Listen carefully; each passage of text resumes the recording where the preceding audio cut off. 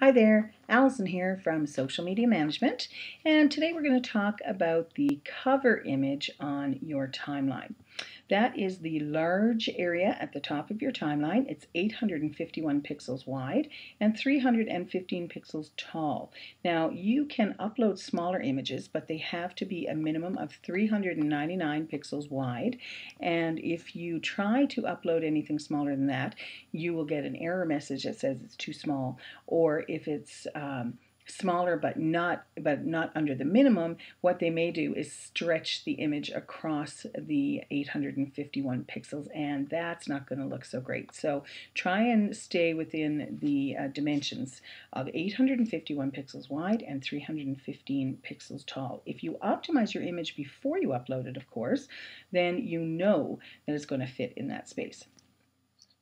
Okay, so the best quality that you can put up there is something called sRGB in a JPEG format that's 851 pixels wide and 315 tall, and it's less than 100 kilobytes. Now, if I've just spoken complete Greek to you, then you should pass that information on to a graphic designer, someone who can optimize the photo for you, that cover image for you.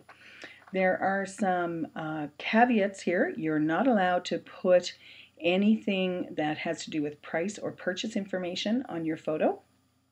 So no 40% off stickers up in the corner. You're not allowed to put any contact information, nothing about your website or your physical bricks and mortar address, anything like that. Anything that's meant for the About section down here on the left-hand side, you're not allowed to put it on your cover image. There's to be no references to what Facebook calls user interface elements. So that would be the like button, which is normally here, but because I'm operating as my page instead of my person, then the like button is gone. So that's normally there. You're not allowed to, those interface elements are also things like share buttons and that kind of stuff. You're also not allowed to have any calls to action, so no arrows saying like us or get it here or get it now or tell your friends or any of those things that marketers love. You're not allowed to put any of those things on your cover photo. So if you want to change your cover photo, which Facebook encourages, by the way, they encourage that you change your Facebook cover, your timeline cover frequently.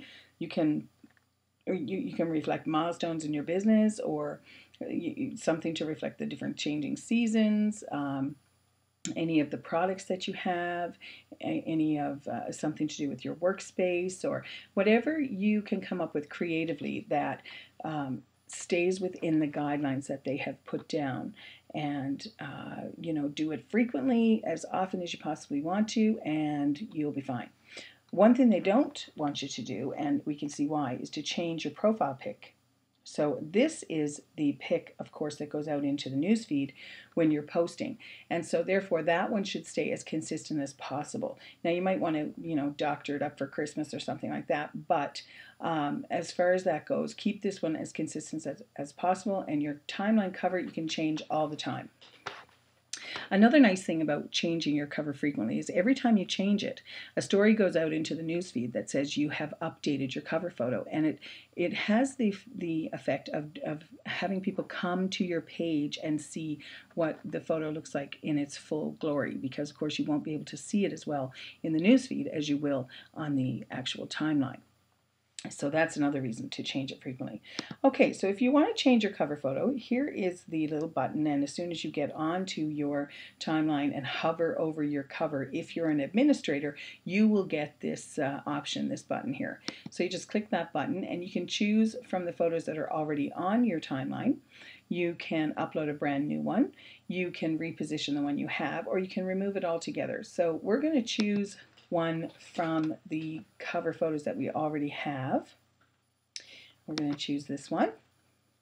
And the first thing you see is that you're given the option of dragging it to reposition it. And that's a great idea, because a lot of the time you'll be using a photo that's bigger and you won't have it optimized to the exact space. So what you can do is just drag it around. You can drag it up if you like to see more sky, or if you'd like to see more of the ocean, or if you'd like to see more of the grass. Me, I like to see all three, so we're going to leave it right about there. Click on Save Changes, and there it is. There's your brand new cover photo. So as long as you stay within the guidelines and meet those requirements, then you can change that photo frequently, and you're encouraged to do so. What I would love to see is if you change your photo, please come to my page and post a link to your page so we can all go and have a look, because I'm very interested in how unbelievably creative everybody gets, and I'd love to see what you do with it.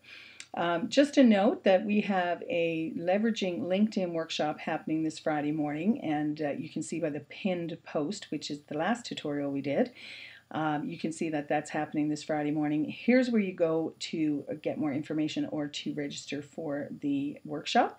And yep, there's space available in that, so go ahead and click there, or you can also click on this one as well. Next week we're going to talk about offers, which are down here, and some of you may actually have that functionality, some of you may not, but it's a really cool new product, free from Facebook to page owners. So we're going to talk about that next week. And that's everything. So get on those cover photos. I'd love to see what you've got, what you come up with. Okay, bye-bye.